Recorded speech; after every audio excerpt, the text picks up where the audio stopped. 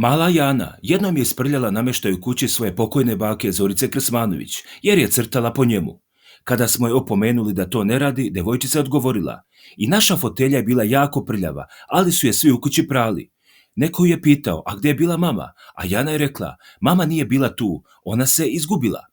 Ovu šokantnu tvrdnju iznela je jučer prijateljica Zorice Krsmanović, koja se telefonskim putem uključila u jutarnji program televizije Happy tokom gostovanja forenzičara Nenada Šipke.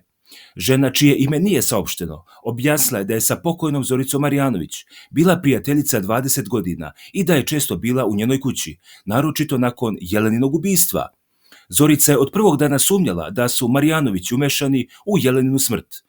Ponavljala je u očaju: "Oni su krivi, oni su krivi, oni su je ubili." Međutim, nikada to nije htjela da kaže javno, jer se bojala da bi joj nakon toga Marjanovići zabranili da viđa Janu.